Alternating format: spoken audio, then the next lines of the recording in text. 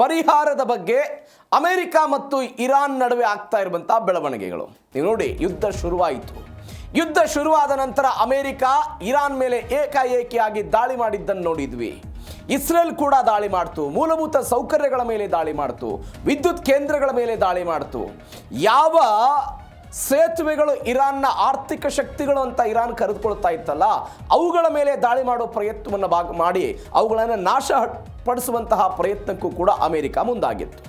ಅದಾದ ನಂತರ ನೂರಾರು ಸಂಖ್ಯೆಯಲ್ಲಿ ಇರಾನ್ನಲ್ಲಿ ಮೃತಪಟ್ಟರು, ಒಂದು 18 ಜನ ಅಮೆರಿಕಾದವರು ಮೃತಪಟ್ಟಿದ್ದಾರೆ. ಎಲ್ಲವೂ ಆದ ನಂತರ ಇರಾನ್ ಒಪ್ಪಂದದ ಭಾಗವಾಗಿ ಒಂದು ಡಿಮಾಂಡ್ ಮಾಡ್ತಾ ಬಂತು. ಏನು ಡಿಮಾಂಡ್ ಅದು? ನೀವು ಕಾಲಕ್ಕೆದರಿ ನನ್ನ ಮೇಲೆ ಯುದ್ಧ ಮಾಡೋ ಪ್ರಯತ್ನವನ್ನು ಮಾಡಿದಿರಿ, ನನ್ನ ದೇಶದ ಸಂಪತ್ತನ್ನು ಹಾಳು ಮಾಡೋ ಪ್ರಯತ್ನವನ್ನು ಮಾಡಿದಿರಿ, ಒಂದು ಶಾಲೆಯ 137 ಜನ ವಿದ್ಯಾರ್ಥಿಗಳು ಸೇರಿದಂತೆ ಅನೇಕ ಜನ ನನ್ನ ದೇಶದಲ್ಲಿ ಮೃತಪಟ್ಟಿದ್ದಾರೆ, IRGCಯ ಅನೇಕ ಜನ ಸೈನಿಕರೆಲ್ಲ ಮೃತಪಟ್ಟಿದ್ದಾರೆ. ಈ ಕಾರಣಕ್ಕಾಗಿ ನೀವು ಯುದ್ಧ ಪರಿಹಾರವನ್ನು ಕೊಡಬೇಕು ಅಂತ ಆ 14 ಅಂಶಗಳಲ್ಲಿ ಅಮೆರಿಕಕ್ಕೆ ಇದನ್ನು ಕೊಡೋ ಪ್ರಯತ್ನವನ್ನು ಮಾಡಿದರು. ಡೊನಾಲ್ಡ್ ಟ್ರಂಪ್ ಏನು ಮಾಡಿದ್ರು? ಅದಕ್ಕೆ ಇಲ್ಲ, $300 ಬಿಲಿಯನ್ ಹಣವನ್ನು ಇನ್ವೆಸ್ಟ್ಮೆಂಟ್ ರೂಪದಲ್ಲಿ ನಿಮಗೆ ಮಾಡ್ತೀವಿ, ಬೇರೆ ಬೇರೆ ದೇಶದವರು ಬಂದು ನಿಮ್ಮಲ್ಲಿ ಇನ್ವೆಸ್ಟ್ಮೆಂಟ್ ಮಾಡ್ತಾರೆ, ಆ ಮುಖಾಂತರ ಮೂಲ ಸೌಕರ್ಯಗಳನ್ನು ಅಭಿವೃದ್ಧಿಪಡಿಸ್ತಾರೆ ಅಂತ ಅಮೆರಿಕಾದವರು ಹೇಳಿದರು. ಹಾಗೆ ಹೇಳಿದ್ದಂಥ ಅಮೆರಿಕ ಇವತ್ತು ಹೇಳ್ತಾ ಇದೆ, ನೀವೇನು ಪರಿಹಾರ ಕೇಳ್ತಿದ್ದೀರಲ್ಲ ಅದಕ್ಕೆ ತದ್ವಿರುದ್ಧವಾಗಿ ನನ್ನ ದೇಶದ ಜನ ಏನು ಮೃತಪಟ್ಟಿದಾರಲ್ಲ ಅವರಿಗೂ ಕೂಡ ಇರಾನ್ ಪರಿಹಾರ ಕೊಡಬೇಕು ಅಂತ ಡೊನಾಲ್ಡ್ ಟ್ರಂಪ್ ಅವರು ಹೇಳ್ತಾ ಇರೋದು. ಇಷ್ಟಕ್ಕೆ ಸುಮ್ಮನೆ ಆಗಲಿಲ್ಲ ಆ ಮನುಷ್ಯ. ಡೊನಾಲ್ಡ್ ಟ್ರಂಪ್ ಹೇಳ್ತಾ ಇದ್ದಾರೆ, 1959ರಿಂದ 2026 ತನಕ ಹೆಚ್ಚು ಕಡಿಮೆ 50 ವರ್ಷಗಳ ಕಾಲ ಬೇರೆ ಬೇರೆ ಸಿರಿಯಾ ಆಗಿರ್ಬೋದು, ಯಮನ್ನ ಹೌತಿಗಳಾಗಿರ್ಬೋದು, ಜೋರ್ಡಾನ್ನಲ್ಲಿ, ಈಜಿಪ್ಟ್ನಲ್ಲಿ, ಸ್ವತಃ ಇರಾನ್ನಲ್ಲಿ ಬೇರೆ ಬೇರೆ ಕಾರಣಕ್ಕಾಗಿ ಮೃತಪಟ್ಟಿದಾರಲ್ಲ 50,000 ಜನ. ಆ 50,000 ಜನರಿಗೆ ಇರಾನ್ ಇವತ್ತು ಪರಿಹಾರದ ರೂಪದಲ್ಲಿ ಹಣವನ್ನು ಕೊಡಬೇಕು ಅಂತ ಈ ಪರಿಹಾರದ ತಿಕ್ಕಾಟ ಮತ್ತೊಂದು ಹಂತಕ್ಕೆ ಬಂದು ನಿಂತಿದೆ. ಹಾಗಾದರೆ 50,000 ಜನ ಎಲ್ಲಿ ಮೃತಪಟ್ಟರು? ಡೊನಾಲ್ಡ್ ಟ್ರಂಪ್ ಹೇಳ್ತಾ ಇರುವಂತಹ ಈ ಮಾತೇನು ಇರಾನ್ ಒಪ್ಪಿಕೊಳ್ಳುತ್ತಾ? ಇದೇ ಇವತ್ತಿನ ಜೀ ಕನ್ನಡ ನ್ಯೂಸ್ DNA ಮೊದಲ ಸುದ್ದಿ, ಪರಿಹಾರದ ಗುದ್ದಾಟ.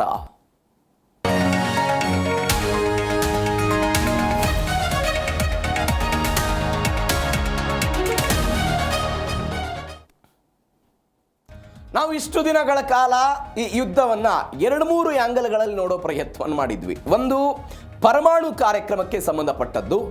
ಎರಡನೇದ್ದು, ಹಾರ್ಮುಜ್ ಜಲಸಂಧಿಯ ನಿಯಂತ್ರಣಕ್ಕೆ ಸಂಬಂಧಪಟ್ಟಂತೆ ಈ ಉಭಯ ದೇಶಗಳ ನಡುವೆ ಏನೋ ಗದ್ದಲಗಳಾಗ್ತಾ ಇದೆ ಅಂತ ನಾವೆಲ್ಲ ನೋಡಿದ್ವಿ. ಅದನ್ನು ಹೊರತುಪಡಿಸಿ ಇದೀಗ ಇರಾನ್ ಮತ್ತು ಅಮೆರಿಕಾದ ಯುದ್ಧ ಹಣದ ಯುದ್ಧವಾಗಿ ಕನ್ವರ್ಟ್ ಆಗಿದ್ದನ್ನು ನೋಡ್ತಾ ಇದ್ದೀವಿ. ಹಣ ಬೇಕು ಅಂತ.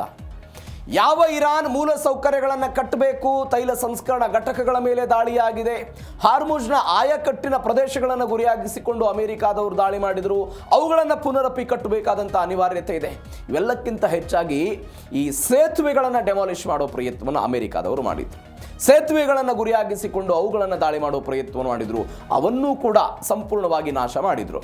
ಹೀಗಾಗಿ ಪುನರಪಿ ಈ ನೋಡಿ, 1979ರಿಂದ ಅಮೆರಿಕ ಹಾಕಿದ್ದಂಥ ಆರ್ಥಿಕ ದಿಗ್ಬಂಧನಗಳು, ಅದರಿಂದ ಮೊದಲೇ ಇರಾನ್ ಆರ್ಥಿಕವಾಗಿ ಕೆಳ ಹಂತಕ್ಕೆ ಹೋಗಿದೆ ಅನ್ನೋದು ಇರಾನ್ ಅವರು ಹೇಳುವಂಥ ಮಾತು. ಅದಾದ ನಂತರ ಒನ್ಸ್ ಅಗೇನ್ ಯುದ್ಧವನ್ನು ಎದುರಿಸಿಬಿಟ್ಟಿದ್ದೀನಿ, ಹೀಗಾಗಿ ನಾನು ಆರ್ಥಿಕವಾಗಿ ಚೇತರಿಕೆ ಆಗಬೇಕು ಅಂತ ಹೇಳಿದ್ರೆ ಯುದ್ಧ ಪರಿಹಾರವನ್ನು ಕೊಡಿ ಅಂತ ಅವ್ರು ಕೇಳ್ತಾ ಇದ್ರು. ಇದಕ್ಕೆ ತದ್ವಿರುದ್ಧವಾಗಿ ಡೊನಾಲ್ಡ್ ಟ್ರಂಪ್ ಅವರು ಒಂದು ಹೊಸ ಪ್ರತ್ಯಸ್ತ್ರವನ್ನು ಬಿಟ್ಟಿದ್ದಾರೆ ಇರಾನ್ ವಿರುದ್ಧ. 50,000 ಜನರಿಗೆ ಮೊದಲು ಇರಾನ್ ಪರಿಹಾರವನ್ನು ಕೊಡಲಿ ಅಂತ. ಹಾಗಾದರೆ ಟ್ರಂಪ್ ಹೇಳಿದ್ದೇನು? ಇದಕ್ಕೆ ಇರಾನ್ ಮಾಡ್ತಾ ಇರುವಂತಹ ವಿಚಾರ ಏನು? ಎಲ್ಲಕ್ಕಿಂತ ಹೆಚ್ಚಾಗಿ ಇರಾನ್ ಒಂದು ಹೆಜ್ಜೆಯನ್ನು ಮುಂದುವರೆದು ಹೇಳಿದೆ, ನಮಗೆ ಅಮೆರಿಕಾದವರು ಇಸ್ರೇಲ್ನವರು ದಾಳಿ ಮಾಡಿದಾಗ ಅವರು ಅಂದ್ಕೊಂಡಿದ್ದಾರೆ ನಮಗೇನೋ ಸಮಸ್ಯೆ ಆಗಿಬಿಟ್ಟಿದೆ, ಸರಕು ಸಾಮಗ್ರಿಗಳಲ್ಲಿ ವ್ಯತ್ಯಯ ಆಗಿಬಿಟ್ಟಿದೆ ಪೂರೈಕೆ ಬೇಡಿಕೆಯಲ್ಲಿ ಅಂತ. ಹಾಗೇನೂ ಆಗಿಲ್ಲ, ನಮಗೇನು ಬೇಕಾಗಿದೆ ಎಲ್ಲವೂ ಕೂಡ ಸಿಕ್ಕಿದೆ ಅಂತ ಒಂದು ಹೇಳಿಕೆಯನ್ನು ಇರಾನ್ ಅವರು ಕೊಡೋ ಪ್ರಯತ್ನವನ್ನು ಮಾಡಿದ್ದಾರೆ. ಹಾಗಾದರೆ ಹೆಂಗೆ ಸಿಗ್ತದು? ಯಾವ ಕಾರಣಕ್ಕಾಗಿ ಇಷ್ಟು ದಿನಗಳ ಕಾಲ ಯುದ್ಧವನ್ನು ತಡೆಯಬಲ್ಲಂಥ ಶಕ್ತಿ ಸಾಮರ್ಥ್ಯ ಇರಾನ್ಗೆ ಹೆಂಗೆ ಬಂತು? ತನ್ನ ಒಟ್ಟಾರೆ ಭೌಗೋಳಿಕ ಪ್ರದೇಶವೇ ಇವತ್ತು ಇರಾನ್ಗೆ ಒಂದು ಶಕ್ತಿಶಾಲಿಯಾಗಿ ಪರಿಣಮಿಸಿದ್ದು ಹೇಗೆ, ಏನು ಎತ್ತ, ಎಲ್ಲದರ ಬಗ್ಗೆ ಮೊದಲ ಸ್ಟೋರಿಯಲ್ಲಿ ನೋಡ್ತಾ ಹೋಗೋಣ. ಪರಿಹಾರಕ್ಕೆ ಟ್ರಂಪ್ ಪ್ರತಿದಾವೆ ಅಸ್ತ್ರ, ಒಂದು ಪ್ರತ್ಯಸ್ತ್ರವನ್ನು ಬಿಟ್ಟರು ಡೊನಾಲ್ಡ್ ಟ್ರಂಪ್. ಇರಾನ್ ಪರಿಹಾರದ ಬೇಡಿಕೆಯನ್ನು ಸಾರಾಸಗಟ್ಟಾಗಿ ತಳ್ಳಿ ಹಾಕಿದ್ರು. ಯಾವ ಕಾರಣಕ್ಕಾಗಿ ಇಲ್ಲ ಅಂತ. ಏನು ಬೇಡಿಕೆ ಇಡಿತು ಇರಾನ್ ಅವರು? ನಾವು ಹಾರ್ಮುಜ್ ಜಲಸಂಧಿಯನ್ನು ಮುಕ್ತ ಮಾಡಬೇಕು ಅಂತ ಹೇಳಿದ್ರೆ 3 ಬೇಡಿಕೆ ಇದೆ. ಆ 3 ಬೇಡಿಕೆಗಳನ್ನು ಅಮೆರಿಕಾದವರು ಈಡೇರಿಸಬೇಕು ಅಂದ್ರು. ಅವರು ಏನನ್ನು ಕೇಳಿದ್ರು? ಅವರು ಹೇಳಿದ್ದು ನಿರ್ಬಂಧಗಳನ್ನು ತೆರವುಗೊಳಿಸಬೇಕು, ಯುದ್ಧದ ಹಾನಿಗೆ ಪರಿಹಾರ ಕೊಡಬೇಕು, ಇರಾನ್ ಆಸ್ತಿಗಳನ್ನು ಫ್ರೀಸ್ ಮಾಡಿದಾರಲ್ಲ ಬೇರೆ ಬೇರೆ ಬ್ಯಾಂಕ್ಗಳಲ್ಲಿ, ಅಮೆರಿಕಾದ ಫ್ರೀಸ್ ಮಾಡಿದೆಯಲ್ಲ, ತೈಲವನ್ನು ಮಾರಾಟ ಮಾಡಿ ಬಂದಂಥ ಹಣವನ್ನು ಅಮೆರಿಕ ಇವತ್ತು ಫ್ರೀಸ್ ಮಾಡಿಬಿಟ್ಟಿದೆ, ಆ ಹಣವನ್ನು ಬಿಡುಗಡೆ ಮಾಡಬೇಕು ಅಂತ 3 ಬೇಡಿಕೆಗಳನ್ನು ಇಟ್ಟರು. ಈ ಬೇಡಿಕೆಗಳನ್ನು ಇಟ್ಟ ತಕ್ಷಣ ಡೊನಾಲ್ಡ್ ಟ್ರಂಪ್ ಅವರು ಹೇಳಿದರು, ಇದೊಂದು ಕುತೂಹಲಕಾರಿ ಉಪಾಯ. ಕಳೆದ 50 ವರ್ಷಗಳಲ್ಲಿ ಇರಾನ್ ಪ್ರಾಯೋಜಿತ ರೋಡ್ ಸೈಡ್ ಬಾಂಬ್ ದಾಳಿಗಳು, ವಿವಿಧ ಸಂಘರ್ಷಗಳಲ್ಲಿ ಪ್ರಾಣ ಕಳೆದುಕೊಂಡ ಮತ್ತು ಗಾಯಗೊಂಡ ಅಮೆರಿಕದ ಸೈನಿಕರ ಕುಟುಂಬಗಳಿಗೆ ಇರಾನ್ ಪರಿಹಾರವನ್ನು ಕೊಡಬೇಕು ಅಂತ ಯಾರು ಹೇಳಿರೋದು? ಡೊನಾಲ್ಡ್ ಟ್ರಂಪ್ ಅವರು ಹೇಳಿರೋದು. ಇವತ್ತು ಇರಾನ್ ಕಳೆದ ಹೆಚ್ಚು ಕಡಿಮೆ 120 ದಿನಗಳ ಈ ಯುದ್ಧದಿಂದ ತಾನು ಹಾನಿಗೊಳಗಾಗಿದ್ದರ ಬಗ್ಗೆ ಪರಿಹಾರ ಕೇಳ್ತಾ ಇದೆ. ಕಳೆದ 50 ವರ್ಷಗಳಲ್ಲಿ ಅನೇಕ ಜನ ಮೃತಪಟ್ಟುಬಿಟ್ಟಿದಾರಲ್ಲ, ಅವರಿಗೆ ಯಾರು ಪರಿಹಾರ ಕೊಡೋದು? ಇದನ್ನು ಕೇಳಿದವರು ಡೊನಾಲ್ಡ್ ಟ್ರಂಪ್. ಮುಂದುವರೆದು ಹೇಳ್ತಾರೆ ಅವರು, ಅಮಾಯಕ ಪ್ರತಿಭಟನಾಕಾರರು ಕಳೆದ 50 ವರ್ಷಗಳಲ್ಲಿ ಮತ್ತು ಕಳೆದ 5 ತಿಂಗಳಲ್ಲಿ ಎಲ್ಲವೂ ಕೂಡ ಸೇರಿಕೊಂಡು 52,000 ಜನ ಮೃತಪಟ್ಟಿದ್ದಾರೆ, ಅವರಿಗೆ ಪರಿಹಾರವನ್ನು ಕೊಡಬೇಕು. ಲೆಬನಾನ್, ಸಿರಿಯಾ, ಯಮನ್, ಗಾಜಾದಲ್ಲಿ ಸಂಭವಿಸಿದಂತಹ ಸಾವು ನೋವು ವಿನಾಶಕ್ಕೂ ಕೂಡ ಇರಾನ್ ಪ್ರಾಯೋಜಿತ ಗುಂಪುಗಳೇ ಕಾರಣ ಆಗಿದ್ದು ಇರಾನ್ ಹಣ ಪಾವತಿ ಮಾಡಬೇಕು ಅಂತ. ಇದರ ಅರ್ಥ ಏನು? ಪ್ರಾಕ್ಸಿ ಯುದ್ಧಗಳನ್ನು ಮಾಡಿಸ್ತೀರಲ್ಲ, ಇಸ್ರೇಲ್ ವಿರುದ್ಧ ಮಾಡಿಸ್ತೀರಿ, ಯಮನ್ ಹೌತಿಗಳಿಂದ ಸೌದಿ ಅರೇಬಿಯಾದ ವಿರುದ್ಧ ಮಾಡಿಸ್ತೀರಿ, ಬೇರೆ ಬೇರೆ ಗಾಜಾ ಪಟ್ಟಿಯಲ್ಲಿ ಇದ್ಕೊಂಡು ಮಾಡ್ತೀರಿ, ಸಿರಿಯಾದ ಮುಖಾಂತರ ಹೆಜ್ಬುಲ್ಲಾದವರಿಗೆ ಶಸ್ತ್ರಾಸ್ತ್ರಗಳನ್ನು ಕಳಿಸ್ತೀರಿ, ಈ ಮುಖಾಂತರ ದಾಳಿ ಮಾಡಿಸೋ ಪ್ರಯತ್ನವನ್ನು ಮಾಡ್ತೀರಲ್ಲ, ಅವರಿಗೆ ಪರಿಹಾರವನ್ನು ಕೊಡಬೇಕು ಅಂತ ಅವ್ರು ಹೇಳಿದರು. ನೀವು ನೋಡಿ, ಸ್ವಲ್ಪ ಇತಿಹಾಸಕ್ಕೆ ಹೋಗೋಣ. ಭಾರಿ ಇಂಟ್ರೆಸ್ಟಿಂಗ್ ಆಗಿರೋ ಸ್ಟೋರಿ ಇದು. 1979ರಲ್ಲಿ ಇಸ್ಲಾಮಿಕ್ ಕ್ರಾಂತಿ ಆಯಿತು. ಕ್ರಾಂತಿ ಆಗೋದಕ್ಕಿಂತ ಮೊದಲು ಪಹಲ್ವಿ ಎನ್ನುವಂಥ ರಾಜವಂಶಸ್ಥರಿದ್ದರು, ಎಲ್ಲವೂ ಕೂಡ ಅನೇಕ ಬಾರಿ ನಾವು ಚರ್ಚೆ ಮಾಡಿದ್ವಿ. ಯಾವಾಗ ಇರಾನ್ ಕ್ರಾಂತಿ ಆಯ್ತಲ್ಲ, ಇರಾನ್ ಕ್ರಾಂತಿ ಆದ ನಂತರ ರಹುಲ್ಲಾ ಖಮೇನಿ ಅಧಿಕಾರಕ್ಕೆ ಬಂದ ಮೇಲೆ ಕೋರ್ಟ್ಗಳನ್ನು ಸ್ಥಾಪನೆ ಮಾಡಿದರು. ಅವರು ಇಸ್ಲಾಮಿಕ್ ಕ್ರಾಂತಿಕಾರಿ ನ್ಯಾಯಾಲಯಗಳು ಅಂತ ಕರೀತಾರೆ. ಡೊನಾಲ್ಡ್ ಟ್ರಂಪ್ ಹೇಳ್ತಾ ಇರುವಂಥ 52,000 ಜನ ಎಲ್ಲಿದ್ದಾರೆ ಅನ್ನೋದಕ್ಕೆ ಇದು ಎಕ್ಸಾಂಪಲ್. ಒಂದು ಕೋರ್ಟ್ಗಳನ್ನು ಸ್ಥಾಪನೆ ಮಾಡೋ ಪ್ರಯತ್ನವನ್ನು ಮಾಡಿದರು. ಇಸ್ಲಾಮಿಕ್ ರೆವಲ್ಯೂಷನರಿ ಕೋರ್ಟ್ಗಳು ಅಂತ ಕರೆದ್ರು ಅದಕ್ಕೆ. ಈ ಕೋರ್ಟ್ನಲ್ಲಿ ವಕೀಲರೇ ಇರ್ತಿರ್ಲಿಲ್ಲ. ಈಗ ವಾದ ಪ್ರತಿವಾದವನ್ನು ಮಂಡನೆ ಮಾಡಬೇಕು ಅಂತ ಹೇಳಿದ್ರೆ ಆರೋಪಿಗಳ ಪರ ವಕೀಲರು, ಸರ್ಕಾರದ ಪರ ಒಬ್ಬರು ವಕೀಲರು ಇರ್ತಾರೆ. ಯಾವ ವಕೀಲರು ಇಲ್ಲ. ಏಕಾಏಕಿಯಾಗಿ ಕೇಸ್ಗಳನ್ನು ಕೋರ್ಟಿಗೆ ತರ್ತಿದ್ರು, ಮುಲಾಜಿಲ್ಲದೆ ಅದನ್ನು ಮೂವ್ ಮಾಡ್ತಿದ್ರು. ಮೂವ್ ಮಾಡಿದ ನಂತರ 700ಕ್ಕೂ ಅಧಿಕ ಪ್ರಮುಖ ಸೇನಾ ಅಧಿಕಾರಿಗಳನ್ನು ಗುಂಡಿಕ್ಕಿ ಮೊದಲ ಹಂತದಲ್ಲಿ ಸಾಯಿಸಲಾಯಿತು. 700ಕ್ಕೂ ಅಧಿಕ ಸೇನಾಧಿಕಾರಿ. ಮೊದಲ ಘಟನೆ 1979ರ ಕೊನೆಯ ಹಂತಕ್ಕೆ 15,000ಕ್ಕೂ ಹೆಚ್ಚು ರಾಜಕೀಯ ಭಿನ್ನಮತೀಯರನ್ನು ಹೊಂದಿರುವಂಥ ಅನೇಕ ಜನ ಇರಾನ್ನಲ್ಲಿ ಬದುಕ್ತಾ ಇದ್ರಲ್ಲ, ಅವರನ್ನೂ ಕೂಡ ಹತ್ಯೆ ಮಾಡಿ ಸಾಮೂಹಿಕವಾಗಿ ಸಮಾಧಿ ಮಾಡಲಾಯಿತು. ಇದನ್ನ ಅಂತಾರಾಷ್ಟ್ರೀಯ ಮಾನವ ಹಕ್ಕುಗಳು ಕೂಡ ಅವತ್ತು ಇದರ ಬಗ್ಗೆ ಆಕ್ಷೇಪ ಎತ್ತಿದ್ದು ಒಂದು ಉದಾಹರಣೆ. ಎಲ್ಲಕ್ಕಿಂತ ಹೆಚ್ಚಾಗಿ ಮೊನ್ನೆ 2025ರ ಡಿಸೆಂಬರ್ನಲ್ಲಿ ಇರಾನ್ ಸರ್ಕಾರದ ಇರಾನ್ನ ಖಮೇನಿ ವಿರುದ್ಧ ಎಲ್ಲ ಪ್ರತಿಭಟನೆ ಮಾಡಿದ್ರಲ್ಲ, ಅಲ್ಲಿ ಇರಾನ್ ಹೇಳ್ತು 3,117 ಜನಕ್ಕೆ ಏನೇನು ಹಿಂಸಾಚಾರ ಆಗ್ಬಿಟ್ಟಿದೆ ಅಂತ. ಬಟ್ ಅಂತಾರಾಷ್ಟ್ರೀಯ ವರದಿಗಳು ಹೇಳ್ತಾ ಇರೋದು 8,000ಕ್ಕೂ ಅಧಿಕ ಜನ ಅಲ್ಲೆಲ್ಲ ದೊಡ್ಡ ಮಟ್ಟದಲ್ಲಿ ಸಾವನ್ನ ಮುಡುರಬಿಟ್ಟಿದ್ದಾರೆ ಅಂತ. ಎಲ್ಲಕ್ಕಿಂತ ಹೆಚ್ಚಾಗಿ ಅಮೆರಿಕ ಹೇಳ್ತಾ ಇರೋದು USS ಕೋಲ್ ಎನ್ನುವಂಥ ಒಂದು ನೌಕಾಪಡೆ ಮೇಲಿನ ದಾಳಿ ಬಗ್ಗೆ ಹೇಳ್ತಾ ಇದ್ದಾರೆ. 2000ನೇ ಇಸ್ವಿಯಲ್ಲಿ ಏನಾಗ್ಬಿಡುತ್ತೆ, ಯಮನ್ನ ಒಂದು ಬಂದರಿನಲ್ಲಿ ಈ ಅಮೆರಿಕದ USS ಪಡೆ ಇರುತ್ತೆ, ಅದು ತೈಲವನ್ನೇನು ತುಂಬಿಸ್ಕೊಳ್ತಾ ಇರುತ್ತೆ. ಏಕಾಏಕಿಯಾಗಿ ದಾಳಿ ಆಯಿತು. ದಾಳಿ ಆದ ನಂತರ ಅದರ ವಿರುದ್ಧ ಅದನ್ನು ಮಾಡಿದವರು ಯಾರು ಅನ್ನೋದನ್ನು ಪತ್ತೆ ಹಚ್ಚಬೇಕು. ಪತ್ತೆ ಹಚ್ಚಿದಂತಹ ಸಮಯದಲ್ಲಿ ಏನಾಗ್ಬಿಡುತ್ತೆ, ಅಲ್ ಖೈದಾ ಭಯೋತ್ಪಾದಕರು ಮಾಡಿದ್ದಾರೆ ಎನ್ನುವಂಥ ಸುದ್ದಿಗಳು ಬಂತು. ಇದಕ್ಕಾಗಿ ಅಮೆರಿಕ ಒಂದು ಕೋರ್ಟ್ ಸ್ಥಾಪನೆ ಮಾಡುತ್ತೆ. ಕೋರ್ಟ್ನಲ್ಲಿ ವಿಚಾರಣೆ ಎಲ್ಲವೂ ಕೂಡ ಆದ ನಂತರ ಆ ಕೋರ್ಟ್ ಹೇಳುತ್ತೆ, ಇದರ ಹಿಂದಿನ ಕೈವಾಡ ಇರೋದು ಇರಾನ್ನ ಕೈವಾಡ ಇದೆ, ಇರಾನ್ನ ಕೈವಾಡ ಮತ್ತು ಇರಾನ್ನ ಪ್ರಾಯೋಜಕತ್ವದಿಂದ ಹಿಂದೆಲ್ಲ ಆಗಿದೆ ಅಂತ. ಬಟ್ ಇಂಥದ್ದೊಂದು ದಾಳಿಯಲ್ಲಿ 17 ಅಮೆರಿಕನ್ ಸೈನಿಕರು ಮೃತಪಟ್ಟಿದ್ರು. ಅವತ್ತು ಅವರು ಹೇಳಿದ್ರು $2.9 ಬಿಲಿಯನ್ ಹಣವನ್ನು ಇವರು ಪರಿಹಾರದ ರೂಪದಲ್ಲಿ ಕೊಡಬೇಕು ಅಂತ ಅಮೆರಿಕ ಕೋರ್ಟ್ ಹೇಳಿತ್ತು. ಅದನ್ನು ಪುನರಪಿ ಇವತ್ತು 52,000 ಜನರಿಗೆ ಕನ್ವರ್ಟ್ ಮಾಡಿ ಪರಿಹಾರವನ್ನು ಕೊಡಿ ಅಂತ ಡೊನಾಲ್ಡ್ ಟ್ರಂಪ್ ಕೇಳ್ತಾ ಇದ್ದಾರೆ. ಈ 52,000 ಜನರ ಬಗ್ಗೆ ಅವರು ಹೇಳ್ತಾ ಇರೋ ಇದು ಒಂದು ಬೆಳವಣಿಗೆ.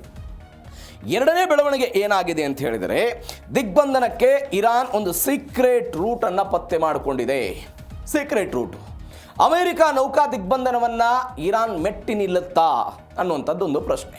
ಏಕೆಂದರೆ ಅನೇಕ ದಿನಗಳಿಂದ ಅಲ್ಲೊಂದು ನೌಕಾ ದಿಗ್ಬಂಧನವನ್ನು ಹೇರೋ ಪ್ರಯತ್ನವನ್ನು ಅಮೆರಿಕಾದವರು ಮಾಡಿದರು.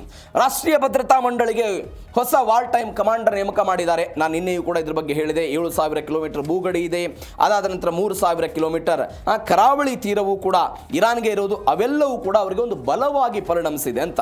ಸುಪ್ರೀಂ ನ್ಯಾಷನಲ್ ಸೆಕ್ಯೂರಿಟಿ ಕೌನ್ಸಿಲ್ನ ಕಾರ್ಯದರ್ಶಿಯಾಗಿ IRGCಯ ಮಾಜಿ ಮುಖ್ಯಸ್ಥ ಮೊಹಸೆನ್ ರೆಜಾಯಿ ಅವರನ್ನು ನೇಮಕ ಮಾಡಿದ್ದಾರೆ. ಇರಾನ್ ಇರಾಕ್ ಯುದ್ಧದ ಸಮಯದಲ್ಲಿ ಇವರು IRGCಯ ಕಮಾಂಡರ್ ಆಗೆಲ್ಲ ಕೆಲಸ ಮಾಡಿದ್ರಂತೆ, ಮುಖ್ಯಸ್ಥರಾಗಿದ್ದರಂತೆ. ಒಬ್ಬ ಅತ್ಯಂತ ಮಿಲಿಟರಿ ಕಮಾಂಡರ್ ಅಂತಲೂ ಕೂಡ ಈ ವ್ಯಕ್ತಿಯನ್ನು ಹೇಳಲಾಗುತ್ತೆ. ನಾನು ಹೇಳಿದೆ 3,000 ಕಿಲೋಮೀಟರ್ ಕರಾವಳಿ, ಇರಾನ್ ದಕ್ಷಿಣದಲ್ಲಿ ಪರ್ಷಿಯನ್ ಕೊಲ್ಲಿ ಮತ್ತು ಒಮಾನ್ ಕೊಲ್ಲಿಯನ್ನು ಒಳಗೊಂಡಂತೆ ಒಂದು ಅತ್ಯುನ್ನತವಾದಂಥ ಮತ್ತು ಉದ್ದವಾದಂಥ ಕರಾವಳಿಯನ್ನು ಇರಾನ್ ಅವರು ಹೊಂದಿದ್ದಾರೆ ಅಂತ ಒಂದು. ಎರಡನೇದು 7,000 ಕಿಲೋಮೀಟರ್ ಭೂಗಡಿಯನ್ನು ಹೊಂದಿದ್ದಾರೆ ಅವರು. ಯಾರ್ಯಾರ ಜೊತೆಗೆ? ಇರಾಕ್ ಜೊತೆಗೆ ಇದೆ, ಟರ್ಕಿ ಇದೆ, ಅರ್ಮೇನಿಯಾ ಇದೆ, ಅಜರ್ಬೈಜಾನ್ ಇದೆ, ತುರ್ಕಮೆನಿಸ್ತಾನ್ ಇದೆ, ಅಫ್ಘಾನಿಸ್ತಾನ್, ಪಾಕಿಸ್ತಾನ್, ಈ ಎಲ್ಲ ದೇಶಗಳೊಂದಿಗೂ ಕೂಡ ಭೂಗಡಿಯನ್ನು ಹೊಂದಿರುವಂತಹ ದೇಶ ಇದು. ಎಲ್ಲಕ್ಕಿಂತ ಹೆಚ್ಚಾಗಿ ಅಮೆರಿಕ ಎಷ್ಟೇ ನಿರ್ಬಂಧಗಳನ್ನು ಹೇರಿದರೂ ಕೂಡ ಈ ಎಲ್ಲ ದೇಶಗಳ ಜೊತೆಗೆ ಗಡಿಯನ್ನು ಹಂಚಿಕೊಂಡಿದ್ದಾರಲ್ಲ, ಆ ದೇಶಗಳ ಮುಖಾಂತರ ರಹಸ್ಯವಾಗಿ ಸರಕು ಸಾಮಗ್ರಿಗಳನ್ನು ತೆಗೆದುಕೊಳ್ತಾ ಇದ್ರು ಅಂತ ಇದೆಲ್ಲವೂ ಅವರು ಹೇಳಿಕೆ ಕೊಟ್ಟಿದ್ದಾರೆ. ಇದು ಕೂಡ 3 ಹಂತದಲ್ಲಿ ಆಯಿತು. 3 ಹಂತದಲ್ಲಿ ಆಯಿತು. ನಮಗೆಲ್ಲ ವಸ್ತುಗಳು ಕೂಡ ಸಿಕ್ಕಿದೆ, ನಮ್ಗೆ ಯಾವುದೇ ಕೊರತೆ ಇಲ್ಲ ಅಂತ ಅವರೆಲ್ಲ ಹೇಳ್ತಾರಲ್ಲ, ಹೆಂಗಾಯ್ತು ಇದು? ಒನ್ಸ್ ಅಗೇನ್ 1979ಕ್ಕೆ ಹೋಗೋಣ ನಾವು. 1979ರಲ್ಲಿ ಖಮೇನಿ ಅಧಿಕಾರಕ್ಕೆ ಬಂದ ನಂತರ ಅಮೆರಿಕ ದಿಗ್ಬಂಧನ ಹೇರಿತು. ಎಲ್ಲವೂ ಆದ ನಂತರ ಇಕ್ತಿಶಾದ್ ಎ ಮುಕಾವಮೇತಿ ಅನ್ನುವಂಥ ಒಂದು ನೀತಿಯನ್ನು, ಒಂದು ಪದ್ಧತಿಯನ್ನು, ಒಂದು ಸಿದ್ಧಾಂತವನ್ನು ಇರಾನ್ನಲ್ಲಿ ಅಡಾಪ್ಟ್ ಮಾಡೋ ಪ್ರಯತ್ನವನ್ನು ಮಾಡ್ತಾರೆ. ಏನಿದ್ರ ಅರ್ಥ? ಪ್ರತಿರೋಧದ ಆರ್ಥಿಕತೆ. ಉದಾಹರಣೆಗೆ ನಾವು ಚೀನಾದ ವಸ್ತುಗಳನ್ನು ಬಳಕೆ ಮಾಡಿಕೊಳ್ಬಾರ್ದು ಅಂತ ಭಾರತ ಸ್ವಾವಲಂಬಿ ಆಗಬೇಕಂತ ಒಂದು ಮೇಕ್ ಇನ್ ಇಂಡಿಯಾ ಮಾಡಿದ್ವಿ. ಮೇಕ್ ಇನ್ ಇಂಡಿಯಾದ ಮುಖಾಂತರ ಎಲೆಕ್ಟ್ರಾನಿಕ್ ವೆಹಿಕಲ್ಗಳಾಗಿರ್ಬೋದು, ಎಲೆಕ್ಟ್ರಾನಿಕ್ ವಸ್ತುಗಳನ್ನು ಹೆಚ್ಚು ಉತ್ಪಾದನೆ ಮಾಡ್ತಾ ಇದ್ದೀವಿ. ಚೀನಾದ ಮೇಲೆ ಅವಲಂಬನೆಯನ್ನು ಕಡಿಮೆ ಮಾಡ್ತಾ ಇದ್ದೀವಿ. ಇದರರ್ಥ ಇರಾನ್ ಕೂಡ 79ರ ನಂತರ ಏನು ಮಾಡ್ತು ಅಂತ ಹೇಳಿದ್ರೆ, ಪ್ರತಿರೋಧದ ಆರ್ಥಿಕತೆಯ ಸಿದ್ಧಾಂತವನ್ನು ಮಂಡನೆ ಮಾಡಿ ಬೇರೆ ಬೇರೆ ದೇಶಗಳ ಮೇಲೆ ಅವಲಂಬನೆ ಇತ್ತಲ್ಲ, ಆ ಅವಲಂಬನೆಯನ್ನು ಕಡಿಮೆ ಮಾಡ್ತಾ ಬಂದು ದೇಶದಲ್ಲಿ ಅತಿ ಹೆಚ್ಚು ಉತ್ಪಾದನೆಗೆ ಹೋಗೋ ಪ್ರಯತ್ನ ಆಯಿತು. ಆಗ ಅವ್ರು ಏನು ಮಾಡಿದ್ರು ಅಂತ ಹೇಳಿದ್ರೆ, ಒಂದು ಬೊಂಟಿ ರೇಷನಿಂಗ್ ಅನ್ನುವಂಥ ಒಂದು ಪ್ರಕ್ರಿಯೆಯನ್ನು ಶುರು ಮಾಡ್ತಾರೋ. ಬೊಂಟಿ ರೇಷನಿಂಗ್, ಈ ಇರಾಕ್ ಯುದ್ಧ ಆಗುತ್ತಲ್ಲ, ಈ ಬೊಂಟಿ ರೇಷನಿಂಗ್ನ ಮುಖಾಂತರ 4 ಕೋಟಿ ಜನರಿಗೆ ಇರಾನ್ ಮೊದಲ ಬಾರಿಗೆ ಸಕ್ಸಸ್ ಆಗಿದ್ದ ಯುದ್ಧದ ಸಮಯದಲ್ಲಿ ಅಕ್ಕಿ ಕೊಡ್ತಾರೆ, ಸಕ್ಕರೆ ಕೊಡ್ತಾರೆ, ಜನರಿಗೆ ಬೇಕಾದಂತಹ ಮಾಂಸವನ್ನು ಕೂಡ ಈ ರೇಷನಿಂಗ್ನ ಮುಖಾಂತರ ಕೊಡೋ ಪ್ರಯತ್ನದ ಭಾಗವಾಗಿ ಮೊದಲ ಹಂತದಲ್ಲಿ ಯಶಸ್ವಿ ಆದ. ಇದು ಒಂದು. ಎರಡನೇದು 2010-18ರಲ್ಲಿ ಒಂದು ಬೆಳವಣಿಗೆ ಆಗುತ್ತೆ. ಪೆಟ್ರೋಲ್ ವಿಚಾರದಲ್ಲಿ ಸ್ವಾವಲಂಬನೆ. ಈ ಬ್ರಿಟನ್ ಮತ್ತು ಅಮೆರಿಕಾದವರು ಸೇರ್ಕೊಂಡು ಏನು ಮಾಡಿಬಿಡ್ತಾರೆ, ಇರಾನ್ ಯಾವುದೇ ಕಾರಣಕ್ಕೂ ಬೇರೆ ದೇಶಗಳಿಂದ ಸಂಸ್ಕರಿಸಿದ ತೈಲವನ್ನು ಆಮದು ಮಾಡಿಕೊಳ್ಬಾರದು ಅಂತ ಒಂದು ನೀತಿಯನ್ನು ತೆಗೆದುಕೊಂಡು ಬಂದರು. ಈ ನೀತಿಯ ವಿರುದ್ಧ ನಾನು ಫೈಟ್ ಮಾಡಬೇಕು ಅನ್ನುವ ಕಾರಣಕ್ಕಾಗಿ 2018ರ ವೇಳೆಗೆ ಇರಾನ್ ಏನು ಮಾಡುತ್ತೆ, ಸ್ಟಾರ್ ಆಫ್ ಪರ್ಷಿಯನ್ ಗಲ್ಫ್ ಎನ್ನುವಂಥ ಒಂದು ಶುದ್ಧೀಕರಣವನ್ನು ಘಟಕವನ್ನು ಸ್ಥಾಪನೆ ಮಾಡಿಕೊಂಡು ಇವತ್ತು 4 ಲಕ್ಷ ಬ್ಯಾರೆಲ್ ಕಚ್ಚಾ ತೈಲವನ್ನು ಸಂಸ್ಕರಣೆ ಮಾಡುವ ಹಂತಕ್ಕೆ ಬಂದು ನಿಂತಿದೆ. ಇದರ ಅರ್ಥ ಏನು ಅಂತ ಹೇಳಿದ್ರೆ, 79ರಿಂದ ಇಲ್ಲಿಯ ತನಕ ಯುದ್ಧ ಆದಂತಹ ಸಮಯದಲ್ಲಿ ತನ್ನನ್ನು ತಾನು ಸ್ವಾವಲಂಬಿ ಆಗೋದಕ್ಕೆ ಪ್ರಯತ್ನವನ್ನು ಪಡ್ತಾ ಬಂತು. ಇವತ್ತು ಅದರಲ್ಲಿ ಯಶಸ್ವಿ ಆಗಿದ್ದಾರೆ ಅಂತ ಸದ್ಯಕ್ಕೆ ಬರ್ತಾ ಇರುವಂತಹ ಮಾಹಿತಿ. ಆ ಮುಖಾಂತರ ನಾವು ಯಾವುದೇ ಕೊರತೆಯನ್ನು ಎದುರಿಸಿಲ್ಲ ಅಂತ ಅವರು ಹೇಳಿಕೆಗಳನ್ನು ಕೊಡ್ತಾ ಇದ್ದಾರೆ. ಇವೆಲ್ಲದರ ನಂತರ ಹಾರ್ಮುಜ್ ಯಾರಿಗೆ ಮೊದಲ ಸೋಲು ಅನ್ನೋ ಪ್ರಶ್ನೆ ಇದೆ. ಈ ಹಾರ್ಮುಜ್ ವಿಚಾರಕ್ಕೆ ಸಂಬಂಧಪಟ್ಟಂತೆ ಬೆಳವಣಿಗೆ ಆಗ್ತಾ ಇದೆ. ಈಗ ಯುದ್ಧ ಆಯಿತು, ಬಡದಾಟ ಆಯಿತು, ಅನೇಕ ಜನ ಮೃತಪಟ್ಟರು, ಮಾತುಕತೆ ಆಯಿತು, ಮಾತುಕತೆ ಅಂತಿಮ ಹಂತಕ್ಕೆ ಬಂದಿಲ್ಲ, ಎಲ್ಲವೂ ಹೌದು. ಈಗ ಅಂತಿಮವಾಗಿ ಲೆಕ್ಕಾಚಾರಗಳೇನು? ಸೋಲು ಗೆಲುವಿನ ಲೆಕ್ಕಾಚಾರ ಆಗ್ತಾ ಇದೆ. ಬಟ್ ಎಲ್ಲರ ವಿಶ್ಲೇಷಣೆ ಆಗ್ತಾ ಇರೋದು ಉಭಯ ದೇಶಗಳು ಕೂಡ ಇದರಲ್ಲಿ ಸೋತು ಹೋಗ್ಬಿಟ್ಟಿವೆ ಅಂತ. ಉಭಯ ದೇಶಗಳು ಯಾಕೆ? ಇರಾನ್ ಇವತ್ತು ಎಷ್ಟೇ ಪ್ರತಿರೋಧವನ್ನು ಒಡ್ತಾ ಇದ್ರೂ ಕೂಡ ಇರಾನ್ನಲ್ಲಿ ಆಂತರಿಕವಾಗಿ ನಮ್ಗೆ ಯಾವುದೇ ಕೊರತೆ ಇಲ್ಲ ಅಂತ ಮೇಲ್ನೋಟಕ್ಕೆ ಇರಾನ್ ಹೇಳಿದರೂ ಕೂಡ ಸಿಕ್ಕಾಪಟ್ಟೆ ಆರ್ಥಿಕವಾಗಿ ಅವರ ಹಣದುಬ್ಬರವನ್ನು ಎದುರಿಸ್ತಾ ಇದ್ದಾರೆ. ಡಾಲರ್ನಲ್ಲಿ ಅವರ ಇರಾನ್ ಕರೆನ್ಸಿ ಕುಸಿತ ಆಗ್ತಾ ಇರೋದನ್ನು ನೋಡ್ತೇವೆ. ಈ ಎಲ್ಲ ಸಮಸ್ಯೆಗಳಿದೆ. ನೌಕಾ ದಿಗ್ಬಂಧನ ವರ್ಸಸ್ ಜಲಸಂಧಿ ಮುಚ್ಚುವಿಕೆ, ಇದೆಲ್ಲ ಬಿಕ್ಕಟ್ಟು ಮುಂದುವರೆದಿದೆ. ಅಮೆರಿಕ ಈಗ ನೋವು ಅನುಭವಿಸ್ತಾ ಇದೆ ಅಂತ ಯಾರು ಹೇಳಿಕೆ ಕೊಡೋ ಪ್ರಯತ್ನವನ್ನು ಮಾಡಿದ್ದಾರೆ? ಅಲ್ಲಿಯ ಇರಾನ್ನವರು ಒಂದು ವಿಶ್ಲೇಷಣೆ ಮಾಡೋ ಪ್ರಯತ್ನವನ್ನು ಮಾಡಿದರು. ಇರಾನ್ ಸರ್ಕಾರಿ ವಿಶ್ಲೇಷಕರು ಇದನ್ನ ವಿಸ್ತರಣೆ ಮಾಡಿದ್ರು. ಅಮೆರಿಕ ಈಗ ತಲೆನೋವು ಅನುಭವಿಸ್ತಾ ಇದೆ ಎನ್ನುವಂತ ಒಂದು ಹೇಳಿಕೆಯನ್ನು ಕೊಡುವ ಮುಖಾಂತರ ಹಾರ್ಮುಜ್ ಜಲಸಂಧಿಯ ದಿಗ್ಬಂಧನದಿಂದಾಗಿ ಇರಾನ್ಗಿಂತ ಅಮೆರಿಕವೇ ಈ ಸಮಸ್ಯೆಯನ್ನು ಅನುಭವಿಸ್ತಾ ಇದೆ ಅಂತ. ಈಗ ನೋಡಿ, ಪ್ರತಿ ಬ್ಯಾರಲ್ಗೆ ಕಚ್ಚಾ ತೈಲ ದರ $88, $90, $100 ಆಸುಪಾಸಿನ ತನಕ ಹೋಯಿತು. ಇದರ ಪರಿಣಾಮ ಏನಾಯಿತು? ನಾವು ಅಮೆರಿಕಾದಲ್ಲಿ ನಾವು ತೈಲವನ್ನು ಉತ್ಪಾದನೆ ಮಾಡ್ತೇವೆ, ಸಂಸ್ಕರಣೆ ಮಾಡ್ತೇವೆ ಅಂತ ಹೇಳಿದಾಗಲೂ ಕೂಡ ಸಹಜವಾಗಿ ಯಾರದನ್ನು ಅನುಭವಿಸಬೇಕಾದಂತಹ ಪರಿಸ್ಥಿತಿ ಇರುತ್ತೆ. ಅಮೆರಿಕಾದ ಪ್ರಜೆಗಳೇ ಅದನ್ನು ಅನುಭವಿಸಬೇಕಾದಂತಹ ಪರಿಸ್ಥಿತಿ ಇದೆ. ಇದಕ್ಕೆ ನಾವು ಏನಂತ ಕರೀತಾರೆ ಅಂದರೆ, ರಾಜತಾಂತ್ರಿಕ ಭಾಷೆಯಲ್ಲಿ ಬೂಮ್ರಾಂಗ್ ಎಫೆಕ್ಟ್ ಅಂತ ಕರೀತಾರೆ ಇದನ್ನು. Boomerang effect. ನೀವು ಶತ್ರು ರಾಷ್ಟ್ರವನ್ನ ಸೆದೆಬಡಿಬೇಕು, ಅವರ ಮೇಲೆ ಆರ್ಥಿಕ ದಿಗ್ಬಂಧನಗಳನ್ನು ಹೇರಿ ಅವರ ಒಟ್ಟಾರೆ ಆರ್ಥಿಕತೆಯನ್ನು ಕುಸಿಬೇಕು ಅನ್ನುವ ಕಾರಣಕ್ಕಾಗಿ ದಿಗ್ಬಂಧನ ಏರಿ ಯುದ್ಧ ಮಾಡದೆ ಹೋದಾಗ ಅದು ರಿವರ್ಸ್ ಗೇರ್ಸ್ನಲ್ಲಿ ಬಂದು ನಿನ್ನ ದೇಶದ ಮೇಲೆ ಏನು ಅಟ್ಯಾಕ್ ಆಗುತ್ತಲ್ಲ, ನಿನ್ನ ದೇಶದ ಮೇಲೆ ಅದಕ್ಕೆ ಪರಿಣಾಮ ಬೀರುತ್ತಲ್ಲ, ಅದಕ್ಕೆ ಬೂಮ್ರಾಂಗ್ ಪರಿಣಾಮ ಅಂತ ಕರೀತಾರೆ ರಾಜತಾಂತ್ರಿಕ ಭಾಷೆಯಲ್ಲಿ. ಒನ್ಸ್ ಅಗೇನ್ ಅದೇ ರೀತಿ ಆಗಿದೆ ಅಂತಲೂ ಕೂಡ ಹೇಳಲಾಗ್ತಾ ಇದೆ. ನಾನು ಅನೇಕ ಬಾರಿ ಇದನ್ನು ಹೇಳಿದ್ದೀನಿ. 1970ರಲ್ಲಿ ಇಸ್ರೇಲ್ ಮತ್ತು ಅರಬ್ನ ನಡುವೆ ಯುದ್ಧ ಆಯಿತು. ಈ ಯುದ್ಧ ಆದಂತಹ ಸಮಯದಲ್ಲಿ ಪಾಶ್ಚಿಮಾತ್ಯ ದೇಶಗಳು ಮತ್ತು ಅಮೆರಿಕ ಒಂದು ಸ್ಟ್ಯಾಂಡ್ ತೆಗೆದುಕೊಳ್ತವೆ. ಏನು ಸ್ಟ್ಯಾಂಡ್ ತೆಗೆದುಕೊಂಡ್ರು ಅವರು? ನಾವು ಇಸ್ರೇಲ್ ಪರವಾಗಿರ್ತೀವಿ, ಅರಬ್ಬರು ಒಂದು ಕಡೆ ಆಗಲಿ ಅಂತ ಯುದ್ಧ ಶುರುವಾಯಿತು.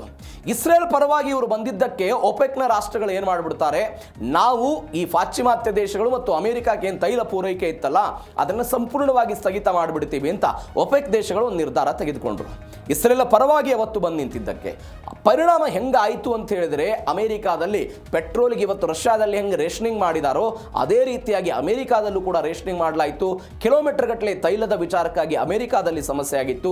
ಒನ್ಸ್ ಅಗೇನ್ ಇವತ್ತು ಅಮೆರಿಕ ಅದೇ ಅರಬ್ ಕಂಟ್ರಿಯ ಅಂದರೆ ಇರಾನ್ನ ಕಾರಣಕ್ಕಾಗಿ ತನ್ನ ದೇಶದಲ್ಲಿ ತೈಲದ ಬೆಲೆ ಏರಿಕೆ, ಬೇರೆ ಬೇರೆ ಆರ್ಥಿಕವಾಗಿ ಸಮಸ್ಯೆಗಳನ್ನು ಎದುರಿಸ್ತಾ ಇದೆ. ಇದರ ಅರ್ಥ ಏನು ಅಂತ ಹೇಳಿದ್ರೆ ಬೂಮ್ರಿಂಗ್ ಎಫೆಕ್ಟ್. ಅದೇ ಮತ್ತೊಂದು ದೇಶವನ್ನು ಹೊಡಿಬೇಕು ಅಂತ ಹೋದಾಗ ನಮ್ಮ ದೇಶಕ್ಕೆ ಆಗುವಂತಹ ಹಾನಿ. ಹೀಗಾಗಿ ತೈಲ ಬೆಲೆಯಲ್ಲಿ 400ರಷ್ಟು ಹೆಚ್ಚಳ ಆಗಿತ್ತು ಆ ಬಾರಿ, ಈಗ ಒನ್ಸ್ ಅಗೇನ್ ಹೆಚ್ಚಳ ಆಗಿದ್ದನ್ನು ನೋಡ್ತಾ ಇದ್ದೀವಿ. ಇದು ಮತ್ತೊಂದು ಬೆಳವಣಿಗೆ. ಇವೆಲ್ಲದರ ನಡುವೆ ಕೊನೆಯ ಬೆಳವಣಿಗೆ ಏನು ಅಂತ ಹೇಳಿದರೆ, ಯಮನ್ನಲ್ಲಿ ಹೌತಿಗಳ ಮಿಸೈಲ್ ರಣಕೇಕೆ. ಈ ಹೌತಿಗಳು ಸೌದಿ ಅರೇಬಿಯಾದ ವಿರುದ್ಧ ತಮ್ಮ ದಾಳಿಯನ್ನು ಮುಂದುವರಿಸಿದ್ದಾರೆ. ಅಲ್ ಮಕಾ ಮತ್ತು ಮಾರಿಬ್ ನಗರ ಮೇಲೆ ಬ್ಯಾಲಿಸ್ಟಿಕ್ ಮಿಸೈಲ್ಗಳ ದಾಳಿಯನ್ನು ಮಾಡಿರೋದು ಇದೇ ಹೌತಿಗಳು. ಈ ಕೆಂಪು ಸಮುದ್ರದ ಬಾಬಲ್ ಮಂದೇಬನ್ನು ಗುರಿಯಾಗಿಸಿಕೊಂಡೆಲ್ಲ ದಾಳಿ ಮಾಡಿದ್ರು, ಅಲ್ಲಿ ದಿಗ್ಬಂಧನವನ್ನು ಹೇರೋ ಪ್ರಯತ್ನವನ್ನು ಮಾಡಿದ್ರು. ಒನ್ಸ್ ಅಗೇನ್ ಎಲ್ಲ ಆಗಿದೆ. 7 ಮಂದಿ ಮೃತಪಟ್ಟಿದ್ದಾರೆ, 30ಕ್ಕೂ ಹೆಚ್ಚು ಜನರಿಗೆ ಗಂಭೀರವಾದಂತಹ ಗಾಯಗಳಾಗಿದೆ ಎನ್ನುವಂತಹ ವಿಶ್ಲೇಷಣೆಗಳು ಬರ್ತಾ ಇದೆ. ಅಲ್ ಮಕ್ಕಾ ಮತ್ತು ಮಾರಿಬ್ ನಗರಗಳ ಮೇಲೆ ಎಲ್ಲ ದಾಳಿ ಆಗಿದೆ, ಭಾರಿ ಸಾವು ನೋವುಗಳೆಲ್ಲ ಆಗಿದೆ ಅಂತ ಹೇಳ್ತಿದ್ದಾರೆ. 11 ಜನ, 8 ಸೈನಿಕರು 3 ನಾಗರಿಕರೆಲ್ಲ ಮೃತಪಟ್ಟಿದ್ದಾರೆ. ಅದಾದ ನಂತರ ಇದೀಗ ಮತ್ತೊಮ್ಮೆ 37 ಜನಕ್ಕೂ ಹೆಚ್ಚು ಜನ ಮೃತಪಟ್ಟು 30ಕ್ಕೂ ಅಧಿಕ ಜನ ಗಾಯಗೊಂಡಿದ್ದಾರೆ ಅಲ್ ಮಕಾ ಬಂದರಿನಲ್ಲಿ. ಮತ್ತೊಂದು ಕಡೆ ಮಾರಿಬ್ ಹದ್ರಮೌತ್ ಮೇಲೆ ದಾಳಿಯಾಗಿದೆ. ಯಮನ್ ಸರ್ಕಾರದ ಪ್ರಮುಖ ಇಂಧನ ಮತ್ತು ಅನಿಲ ಕೇಂದ್ರವಾದಂಥ ಮಾರಿಬ್ ನಗರದ ವಸತಿ ಪ್ರದೇಶಗಳ ಮೇಲೆ ಹೌತಿಗಳು ದಾಳಿಯನ್ನು ಮಾಡಿರುವುದು. ಇದಕ್ಕೆ ಡಜನ್ಗಟ್ಟಲೆ ಸರ್ಕಾರಿ ಸೈನಿಕರೆಲ್ಲ ಮೃತಪಟ್ಟೆ. ಇದು ಸೌದಿ ಅರೇಬಿಯಾದ ವಿರುದ್ಧ ಅಲ್ಲ, ತನ್ನದೇ ಯಮನ್ನ ಸರ್ಕಾರದ ವಿರುದ್ಧ ಆಗಿರುವಂತಹ ದಾಳಿ. ಮೂರನೇ ಬೆಳವಣಿಗೆ, ಸೌದಿ ತೈಲ ರಿಫೈನರಿ ಮೇಲೂ ಕೂಡ ದಾಳಿಯಾಗಿದ್ದನ್ನು ನೋಡ್ತಾ ಇದ್ದೀವಿ. ಸೌದಿಯ ಅರಾಮ್ಕೋ ಮೇಲೆ, ಜಜಾನ್ ತೈಲ ಶುದ್ಧೀಕರಣದ ಘಟಕದ ಮೇಲೂ ಕೂಡ ಡ್ರೋನ್ ದಾಳಿಯಾಗಿದೆ. ಎಲ್ಲವೂ ಕೂಡ ದಾಳಿಯಾದ ಪರಿಣಾಮ 7 ಮಂದಿ ಮೃತಪಟ್ಟು 30ಕ್ಕೂ ಅಧಿಕ ಜನ ಗಾಯಗೊಂಡಿದ್ದಾರೆ ಅಂತ. ಯಾಕೆ ಈ ದಾಳಿ? ಹೌತಿಗಳು ಹೇಳ್ತಾ ಇರೋದು, ಯಹ್ಯಾ ಸಾರಿ ಅಂತ ಈ ಹೌತಿಗಳ ಮುಖ್ಯ ವಕ್ತಾರ ಆತ. ಆ ವ್ಯಕ್ತಿ ಹೇಳ್ತಾನೆ, ಸೌದಿ ಅರೇಬಿಯಾ ಯಮನ್ನ ಪಶ್ಚಿಮ ಕರಾವಳಿ ಮತ್ತು ತಾಯಿಜ್ ಪ್ರಾಂತ್ಯದಲ್ಲಿ ಭಾರಿ ಪ್ರಮಾಣದ ಶಸ್ತ್ರಾಸ್ತ್ರಗಳನ್ನು ಮತ್ತು ಸೈನ್ಯವನ್ನು ಜಮಾವಣೆ ಮಾಡ್ತಾ ಇದೆ. ಈ ಜಮಾವಣೆಯನ್ನು ಮಾಡ್ತಾ ಇರುವ ಕಾರಣಕ್ಕಾಗಿ ಇದರ ಪ್ರತೀಕಾರವಾಗಿ, ಇದಕ್ಕೆ ಪ್ರತಿಯಾಗಿ ನಾವು ಇಂಥದ್ದೊಂದು ದಾಳಿಯನ್ನು ಮಾಡಿದ್ದೀವಿ ಅಂತ ಇದೀಗ ಹೌತಿಗಳು ಕೊಟ್ಟಂತಹ ಸ್ಪಷ್ಟನೆ. ಆ ಮುಖಾಂತರ ಇಂಥದ್ದೊಂದು ಬೆಳವಣಿಗೆ ಆಗ್ತಾ ಇದೆ. ಇವೆಲ್ಲದರ ನಡುವೆ ವಿಶ್ವಸಂಸ್ಥೆ ಒಂದು ಕಳವಳವನ್ನು ವ್ಯಕ್ತಪಡಿಸ್ತಾ ಇದೆ. ಬಿಕಾಸ್ ಮತ್ತೊಮ್ಮೆ ಸಿರಿಯಾದಲ್ಲಿ ಹೆಂಗೆ ಅಂತರ್ಯುದ್ಧ ಆಗಿತ್ತು, ಈ ಹಿಂದೆ ಅಮೆರಿಕಾದಲ್ಲಿ ಕೆಲವೊಂದಿಷ್ಟು ಬೆಳವಣಿಗೆಗಳಾಗಿತ್ತು, ಹೇಗೆ ಅಂತರ್ಯುದ್ಧಗಳಾಗಿ ಒಂದು ದೇಶ ಅಧಪತನಕ್ಕೆ ಹೋಗುತ್ತಲ್ಲ, ಒನ್ಸ್ ಅಗೇನ್ ಯಮನ್ನಲ್ಲೂ ಕೂಡ ಇಂಥದ್ದೊಂದು ಪರಿಸ್ಥಿತಿ ನಿರ್ಮಾಣ ಆಗಬಹುದು ಎನ್ನುವಂತಹ ಕಳವಳವನ್ನು ಇದೀಗ ವಿಶ್ವಸಂಸ್ಥೆ ವ್ಯಕ್ತಪಡಿಸಿದೆ.